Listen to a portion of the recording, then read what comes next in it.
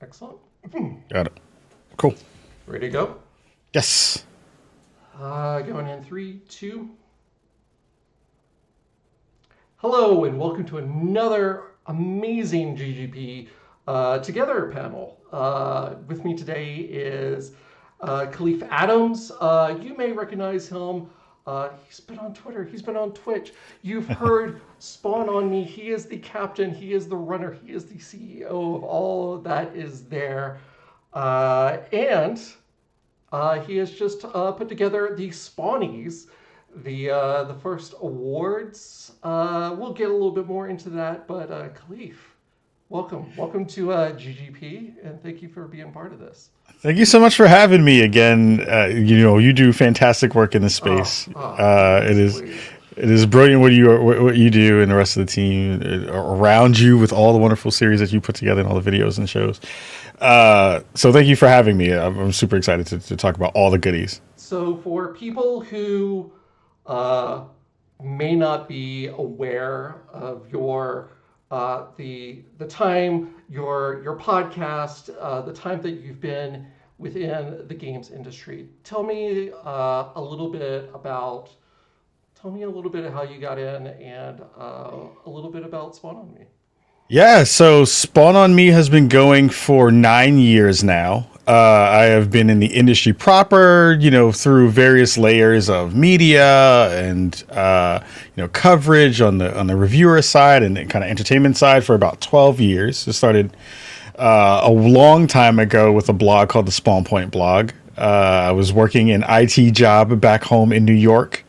And was twiddling my thumbs at my desk and was not feeling very good about my future prospects, and was like, I need to figure out a way to be able to, talk about the thing that I love. I want to feel smart. I want to feel like I'm enjoying media and games in the way that I love. But I've not seen people talk about it through my prism or through my experiences. And how can we figure out a way to do that? So we started Spawn Point blog. I started Spawn Point blog and then folded that a couple years after that, and was like, well, what else can we do to kind of stay in the mix and be in that conversation? And it was like, well, the podcasting space is wide open at that point, and there were a lot of folks still, jumping into the pool about how they wanted to kind of get that conversation started.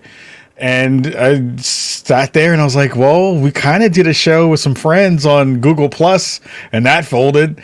Let's do a podcast, because I think that that's the next space. I was a big fan of the usual gaming shows that were out that during that part of the era, One Up Show and Weekend Confirmed and Giant Bomb. And I was like, but there's no black people doing this. Where are the black folks doing this? And I was like, well, I could be that person and figure it out.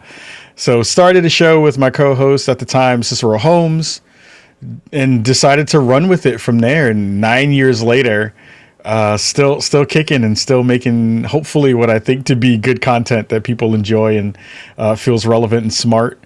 And it's been just a whirlwind of cool stuff that's been able to happen in the past almost decade. So I'm very, very thankful and grateful for it.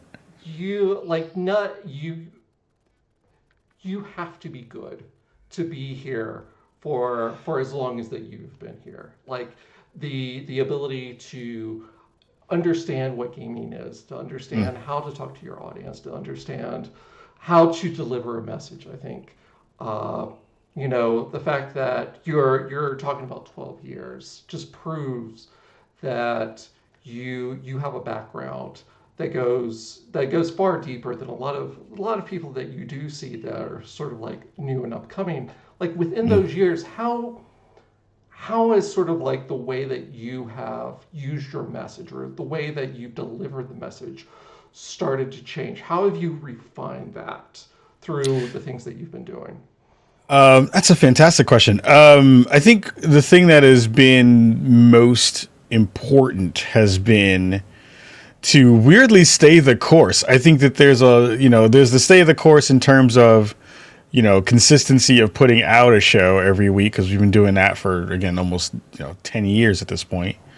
But I think consistency of message, learning what the North Star of the show was, in the first year. Well, that's not true. That's not true.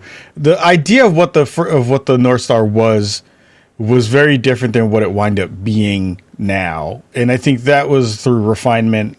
That was through looking at the landscape of the media space, especially in the gaming space. And also it just like I'm still a fan of the industry. Like I think that is a part of all of this that I think a lot of folks kind of have lost, where, you know, I still have a reverence for some of the folks who were in this space and have reverence for the industry as a whole, because I never got into this to make money. I never got into this to try to be popular. I got into this because I felt like there was a message that was missing that maybe I could share. And I think that layer of understanding kind of gave me the ability to figure out what that message was going to be, and then continue to refine it, and then continue to hone it in a way that, you know, when folks give me feedback about the show, they say, you know, one of the things I really appreciate about Spawn on Me is that you take very nuanced positions about lots of different things that are complicated or super emotional, or you know, they tackle different subjects that are taboo. And I was like, look, I think nuance is not dead. You know, the hidden tagline for Spawn on Me is bringing nuance back to the internet. And I think that's important for me as a person who's continuing to do the work every day, to still dig into what that nuance could potentially be, and not necessarily equate both sides all the time, because I think sometimes you wind up falling into false equivalencies, but being able to see things in a way that's like, well, there's a space here that people aren't talking about because they are so focused on their own selfish need to either emote or get a feeling across, or, you know, plant a flag in a way that is very obstinate. And I'm like, that obstinance doesn't really do anything for the space. I don't think it actually makes the world better. I don't think it actually makes the discourse better. It just makes people stick into their positions and dig their heels in. So I don't know if that's necessarily the way. So, you know, all of those things combined have helped to kind of like figure out what that means for Spawn and me, and for how I kind of deliver the message that we do every week. Obviously, like I brought you on here. You are a fantastic commentator with Spawn on Me, but I really want to touch upon the Spawnies. Yeah. What is your pitch for the Spawnies? So the Spawnies is the first gaming award show that is there to spotlight underrepresented folks within the gaming space, both on the dev side, on the talent side, on the behind the scenes side. It is a direct solution to the lack of seeing us in spaces, when I know that folks who come from underrepresented communities are the backbone for many, many industries, the gaming one as well. I know I've seen and rolled through many end credits on every game and been like, well, who are these people? Who are those folks? Do we get a chance to see who they are? And I'm hoping that, you know, we had our first effort into this on January 31st with our first show. I think it was probably the first time we've ever seen two black hosts of a gaming award show on display. The underlying, you know, metric for me as a KPI for that kind of stuff was, I was hoping to get to 100%. We would have everyone from the time you start that show to the time that you end it to be all people from underrepresented groups.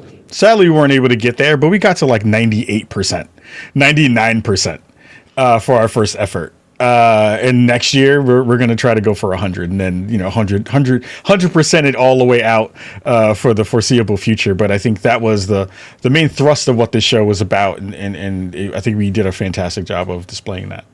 Walk me backwards a little bit. Yeah. Obviously, putting together a production like this is tough. Mm-hmm. It's not easy. Like, what came about? Obviously, you wanted to like showcase underrepresented professionals within it. Like, what was a part of it? What part of you was like, we need to do an award show. We need to do this like really big spotlight thing. I think it's one of those things where, what is a event or what is a moment that you can galvanize people around, right?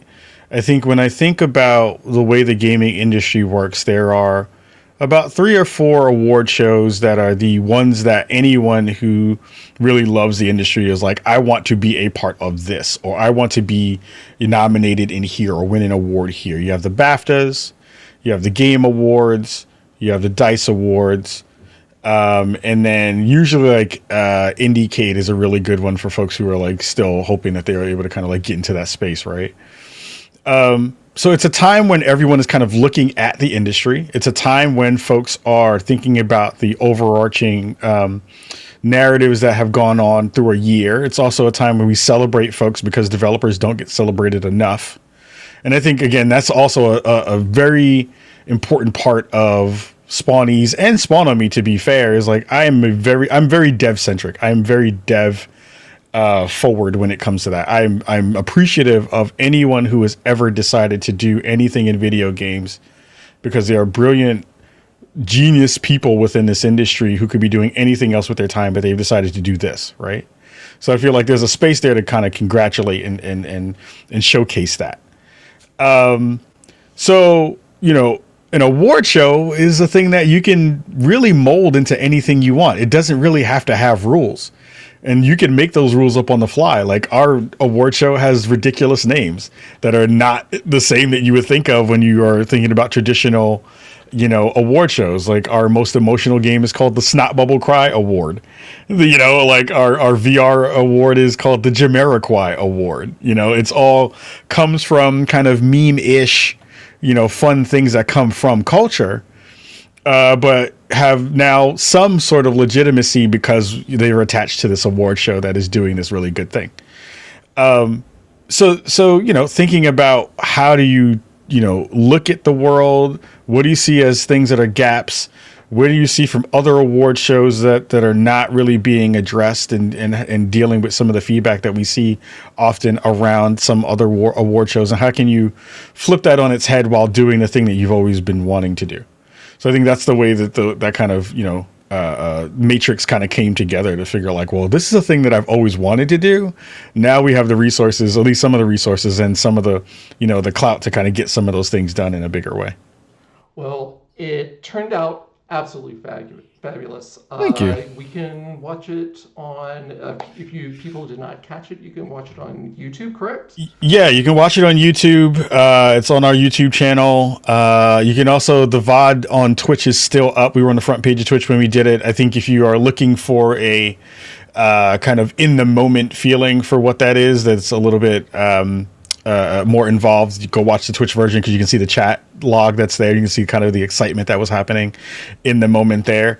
The cleanest version is on the YouTube channel because we had this one moment where Twitch chat, where Twitch put 3 ads in the show and everyone was like, no, there's ads on the show. What happened? But you can't see this really cool thing that's happening. So you don't have to watch that version of it on the YouTube side. Now, as someone who actually does, you know, a lot of your content is sort of split between the two. You do stream a lot of your the podcast on Twitch, but you also put it out there that, you know, obviously people can't catch it. They can always listen to it.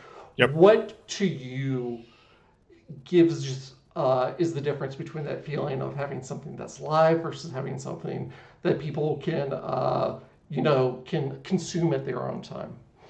I think it changes the way that you produce a show more than anything else. Like, I think, you know, our show very much is still for the audio listener first.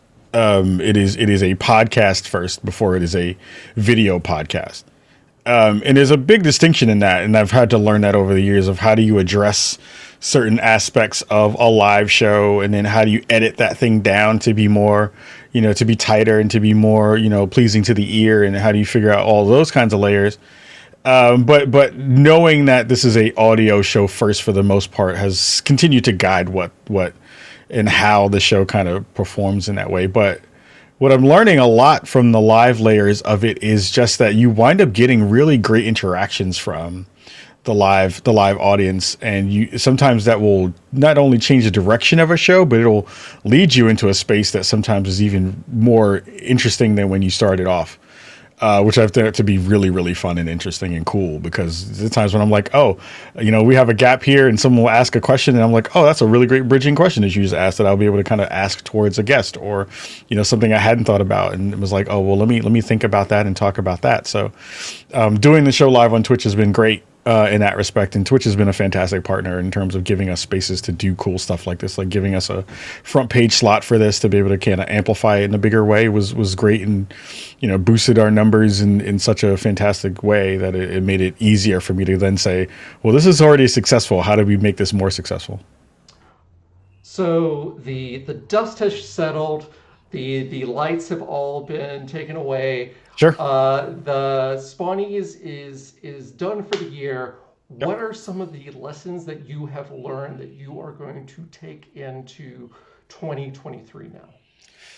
I think the hardest part about starting anything is getting the ball rolling. I think this project was probably around 9 months in scope.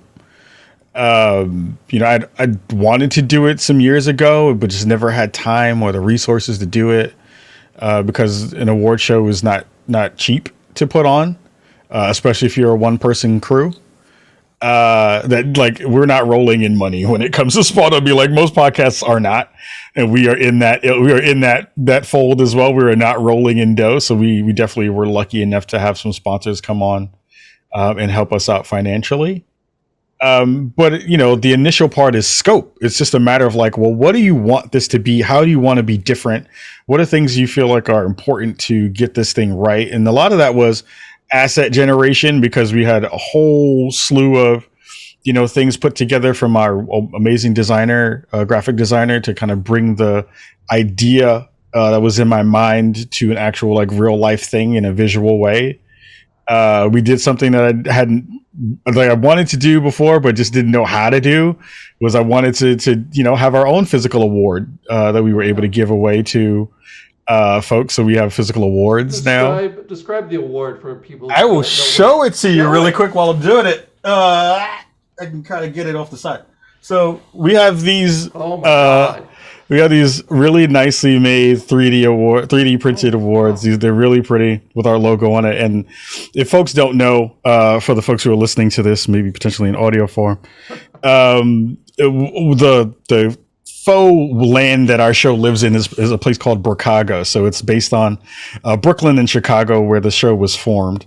And one of the running jokes around our show was that the Red Lobster Cheddar Bay biscuit is the currency for our fictional land. So it is atop our award that we make, and it's also the name of our Game of the Year category, is the Cheddar Bay Biscuit Award. So we wanted to do that. We also made actual physical controllers for each one of the categories. So when a winner, actually I got to ship these out very, very soon, is whichever category you won, you'll get a nice Xbox controller that is in the motif of the game award art that we did for that show. So that was also another thing that we learned about, like, how long does it take to produce a thing? How long does it take to, get physical things made and shipped out? And, how long, like, when should you be poking people to, like, ask them for acceptance speeches? Like, don't do it like how I did it in the first year and do it in November, right before everybody's leaving for their vacations. That's not smart. But we wind up getting everything in before, the show. But now I know, oh, okay, we have to start picking games earlier. We have to start, thinking about, when we're going to start tapping people. And, like, we have our winners. The beauty is now the show from year 1 to year 2 won't look super different. We'll probably add some more categories, but the baseline of what that show is going to look like is already done. Now we get to play around in spaces. I don't have to reuse and have someone remake assets and all those kinds of things. And I have lines into certain things now. But those are only things you learn how to do once you've done it the first time. And once you do, then you're like, oh, okay, I know exactly who I need to get for X, Y, and Z, so that process is much faster now. Then it's just a matter of, like, playing and having fun and saying, okay, now we know how we can mess around with this and see how we can bring more joy to the folks who get a chance to watch it.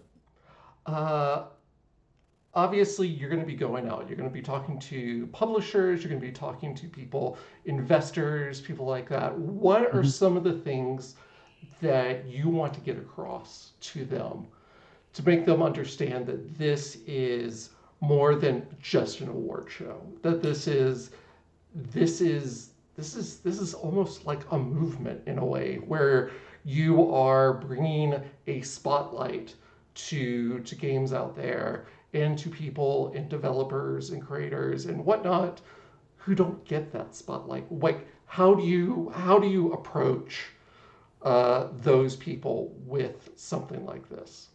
Well, I think it's a dual pronged approach where I think, yes, there's a layer of it that is hearts and minds part, right? Where, again, we're talking about a movement. And I think you're absolutely right. Like, I think this is a movement. I think when I consistently say everywhere I go, when it comes to the missing link in between the video game industry and communities of color is that no one is talking to the culture. And the through line to that is, like I say, we are the culture. I think if you've looked at history and you look at the contributions of Black and brown folks to all of the things that we see on the planet, we are first movers in lots of different ways, and we hardly ever get the credit in doing so. So wanting to try to figure out ways that you can then, say, and this is the thing that I say when I'm pitching Spawn on Me to anyone anyway, is to say, Khalief Adams, our show, everything that we do is intimately connected to communities that you're not talking to. And there's a space here to get in front of people in a way that you wouldn't be able to do before through us. And if you believe in, not only the ideas around, of course, if people are like, oh, my bottom line, but that part is not what I specifically care about. But I'm saying you can, again, be on the ground floor of a space that no one continues to pay attention to. And if you do, then you have so many folks who will then be open to having conversations with you from a consumer perspective, from a visibility perspective, from an understanding that, signaling is a very important thing. It's why we see so many conversations around, especially in the video game space in Black and brown communities, around Black History Month or, recognition months, where folks are like, well, there are so many folks in here from a brand perspective who only come in during our month.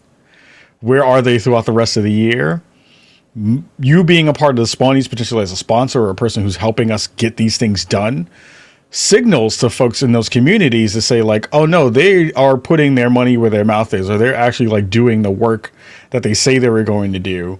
And this is a way that they can kind of, keep that promise alive. So that's the way I pitch it to folks, is to say, like, look, we know what you need to do. You just have to figure out a way to get in touch with people who can put you in a space to be shown well. And if you're not doing that, then you're missing a really big opportunity to get in where, so many other folks have done that work, but have also left extremely quickly. So I think that's the biggest way.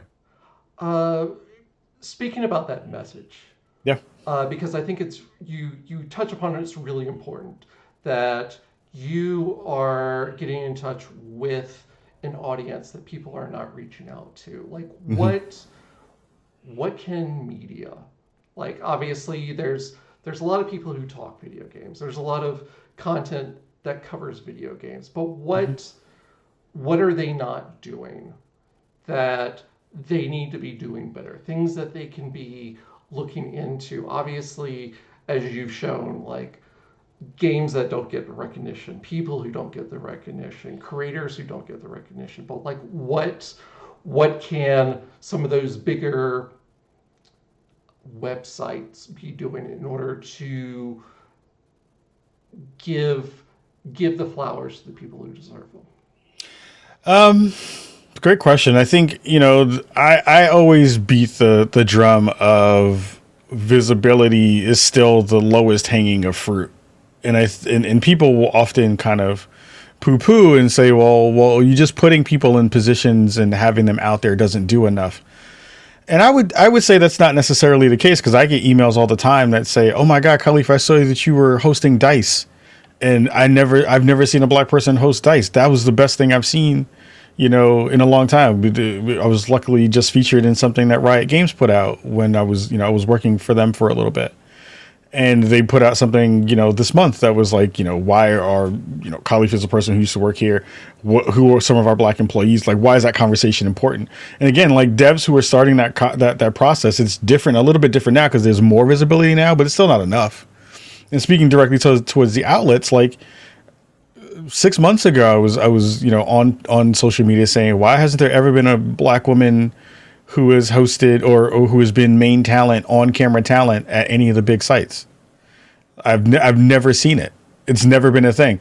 The most that we've gotten has been usually on an indie game showcase, and I think probably the most recent is the Spawnies. To be fair, with Rihanna Manuel, who is brand director over at G4. So I think we're still, making progress in the space of firsts, right? And I think those firsts, once we stop having those firsts, that's when I'll feel better. Like I'll feel like, oh, okay, we're actually making some difference, making some change here because Khalief isn't the first anymore, or Paris isn't the first anymore, or Rihanna isn't the first anymore. We're just seeing it happen all the time. And it's not a thing that then becomes this like moment that I get to put in a deck and say we were the first to do it because somebody else did it already. So that's the hope, is like, again, like there are so many small things that we can do there. Visibility is important. Putting people out front is important. Making sure people are credited in the way they need to be credited for the work that they do. And then giving folks opportunities to thrive in those spaces so that they can evangelize not only the places that they are, but the places that they want to be, so they can pull other people with them. I think it's not as complicated as a lot of people think.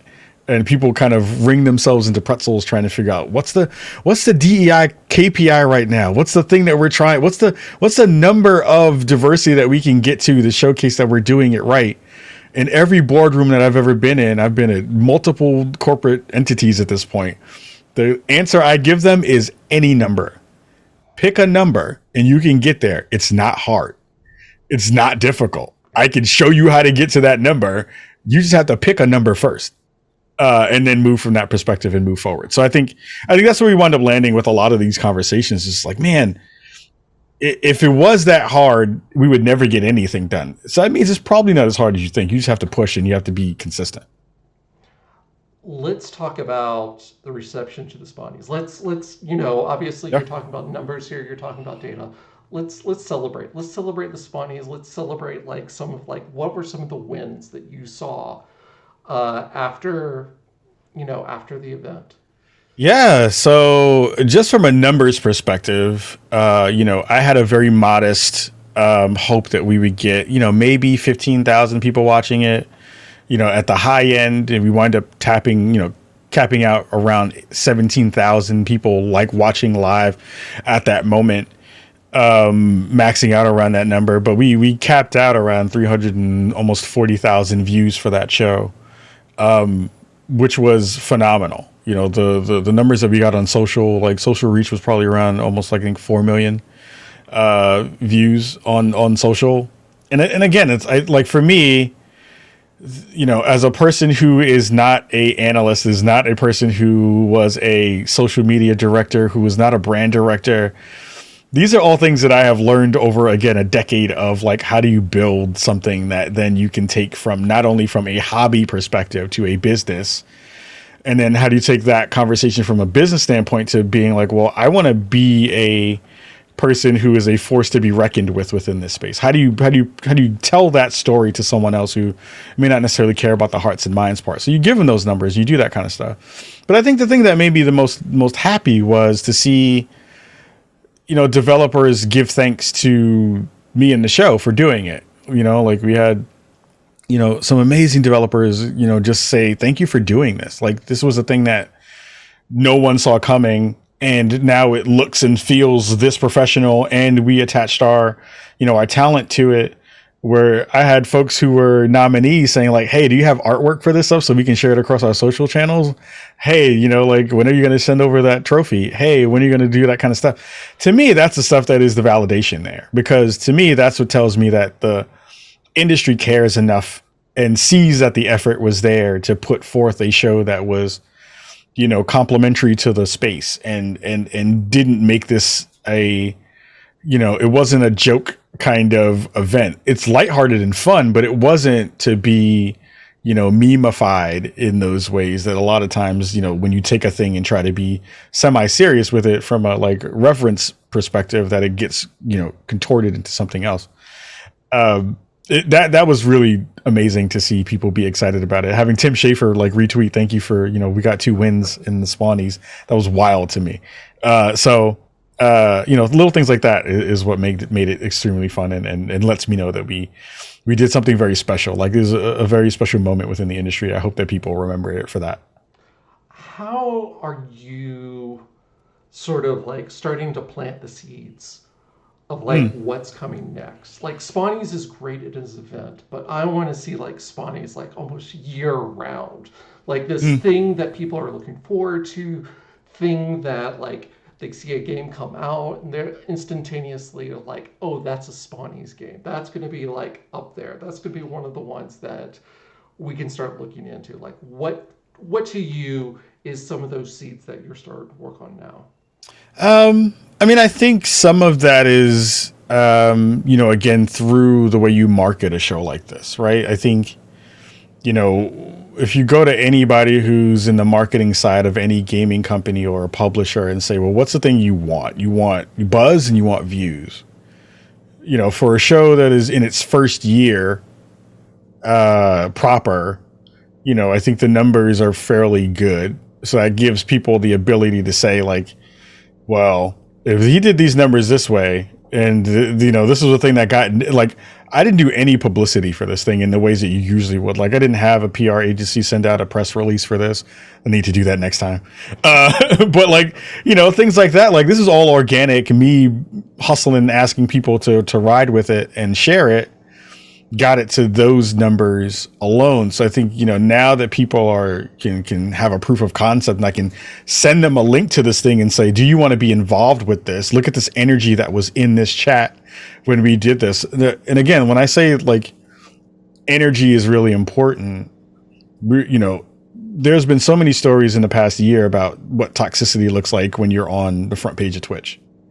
We had an hour and a half show. We had no one, like, we had moderators there. No one had to mod anything in chat for an hour and a half on the front page of Twitch for a show that was all about showcasing Black and brown folks.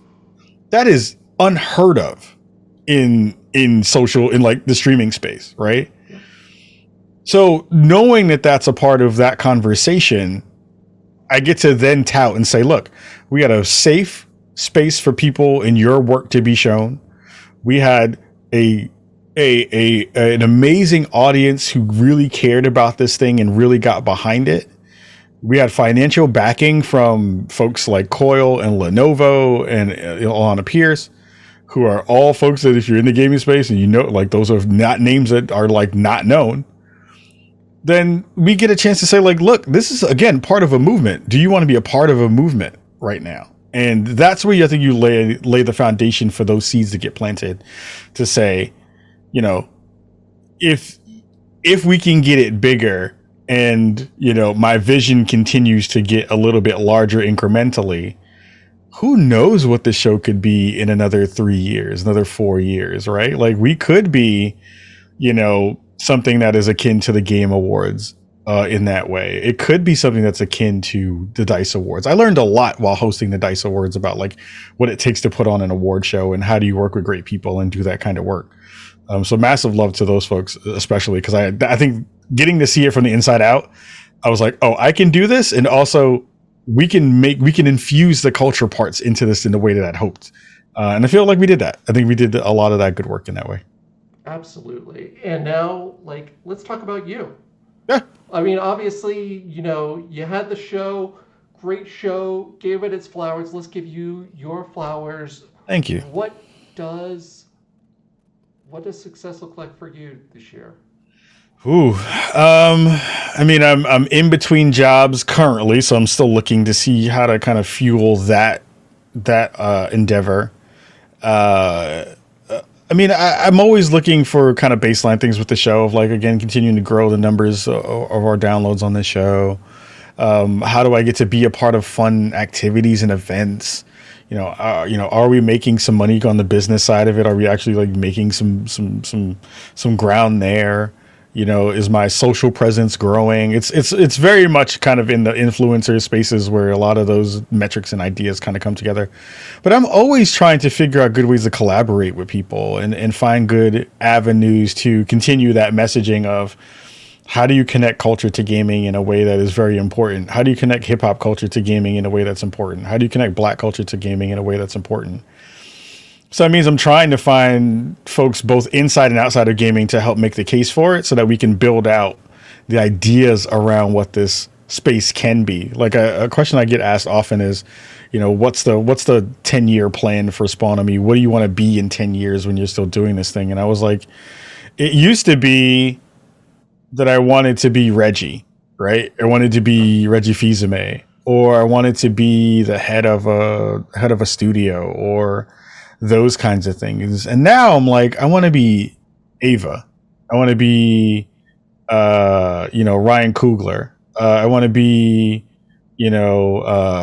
Byron Allen. Those folks who are connecting again culture and media in a way where they're not pigeonholed into a space, and they get to think about the expanse, about like what does it mean to create content in a way that resonates with people and also teaches them about themselves in a way that is important. I think you can still do a lot of that work in the gaming space. And we're continuing to tap into that through so many wonderful games that are not only in the AAA, AA, and indie space, but even in VR layers where you're thinking about like that empathetic gaming that you're trying to kind of connect with. Like, how do we build experiences that are connected to the Spawnomy brand, and I potentially get a chance to be a part of those things where we get to grow what that is. Like, I think I'm trying to figure out the next layers, or at least the beginning stages of building out a virtual production studio in my home.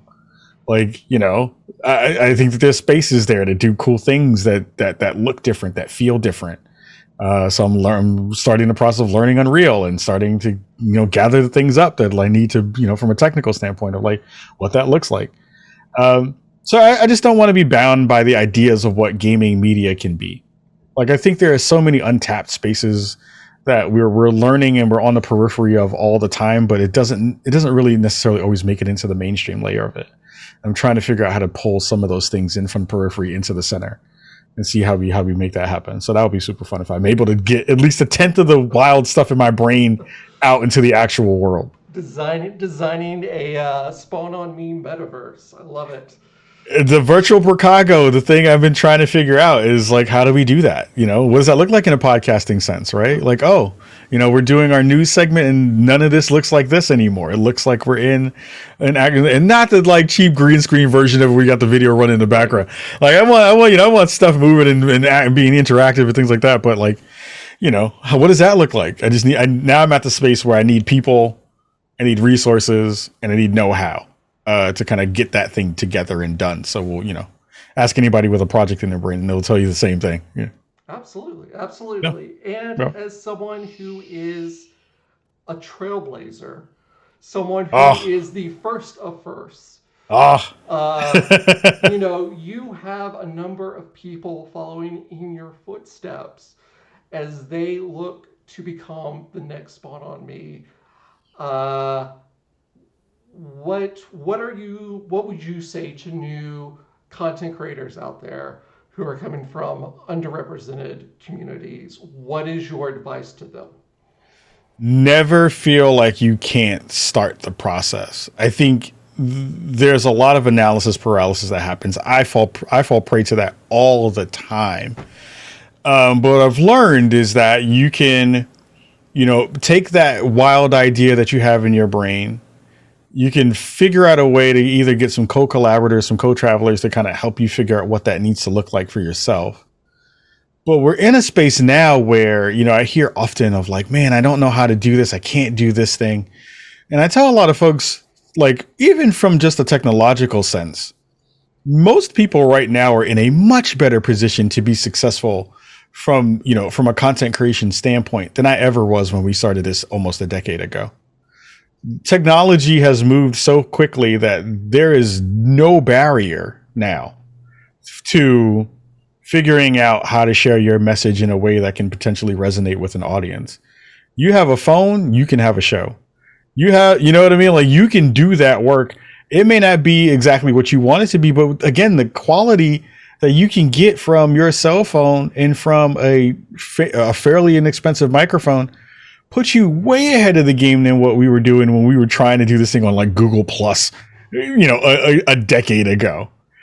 So I'm like, there's no excuses now for a lot of folks that are like, well, I don't know how. Now it's about being thoughtful. And now it's about figuring out what your niche is, figuring out what your message is. And I think that's the hardest part, because we're, a decade later, I'm still grappling with how to maneuver in a space that feels authentic to myself. I feel like most people, if you've ever met me in real life and you've listened to any episodes of Spawn on Me, you can't tell the difference between the person who's on the show and the person you just met. And that's important to me. I'm goofy. I'm raunchy. I am, I'm all of those things in the same time as being professional and again, trying to figure out good ways to, be the most authentic version of me as you possibly can see every week that I get a chance to put out a show, because I think that's what people attach themselves to. They're not going to attach themselves to your production. They're not going to attach themselves to, how good you sound. They're going to attach themselves to you and what you are trying to convey and your personal heart, mind, soul feelings that you are putting into that work whenever you decide to put that out. And if that has a connection to anyone in the world, they will find you and they will, collect around you and build a community around you. So that's what I would tell most folks who are starting this game and starting to, hopefully be the next Spawn on Me, is like, be exactly who you are. Don't change that. You don't have to massage it. We all put on masks for various reasons, and we all code switch in various reasons in various ways. But at the core of it, be you. And if you do that, then you can absolutely thrive in this space. And you get to be who you are, and you get to tell the stories that you want to tell. And that, at the end of the day, is the most important. That's what I hope after I hang up my podcasting mic, is that whenever someone has looked at the content or me in any of the spaces, they're like, Khalief was him, and he was being himself in every way that he possibly could be. So that's what matters at the end of the day. Some great words to live by.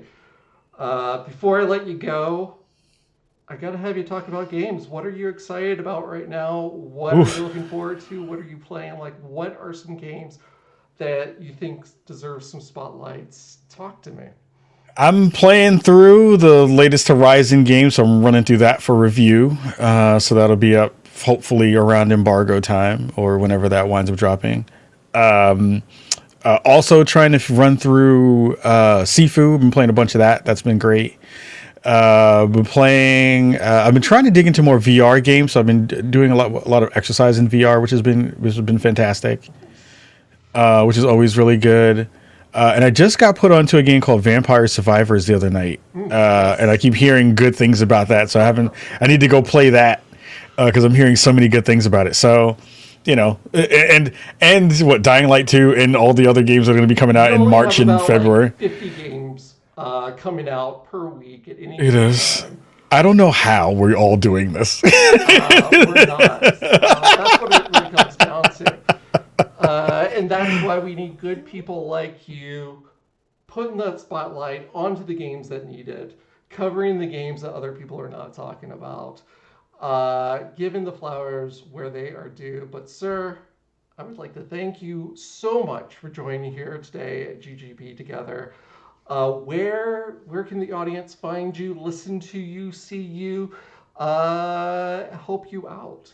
Well, first of all, before I go into the spiel, you are brilliant. Thank you so much for having me. I had a blast talking to you. You asked fantastic questions. I loved it. You can find me at Khalief Adams and at Spawn on Me on Twitter. Our live show goes up every Wednesday, 6 p.m. PST at twitch.tv/Spawn on Me. The VODs from that show then go out on our YouTube channel, usually on that following Monday. And then the podcast itself will go out every Friday of that week. So you get a new show from us, usually every Friday on all the podcast feeds and podcast networks that you can find. We are hosted by our friends over at Fanbyte, because those are the dope folks. So make sure you're checking those out as well, because they do ridiculously good work in the gaming industry. And yeah, you'll see my face in a couple of different new places that you might not have thought of before in the next couple of weeks. I'm also, again, still on the job hunt. So if you're hiring for cool stuff, let me know. For now. I mean, we'll see. Like, that's the thing, right? We're going to be inundated with emails, and people will be calling, "Give me that Khalief right now." It has been a actually really busy week in terms of lots of interviews. Lots of interviews. I'm like trying to calm down, which is great. But yeah, those are all the places you can find the work that I do. And again, thank you so much for having me. No, thank you for being a part of this. I look forward to your next podcast, event, talk, and like 20 other things that I know you are going to be a part of. Yeah. But until then, I will say goodbye and hope everyone else here has a good day.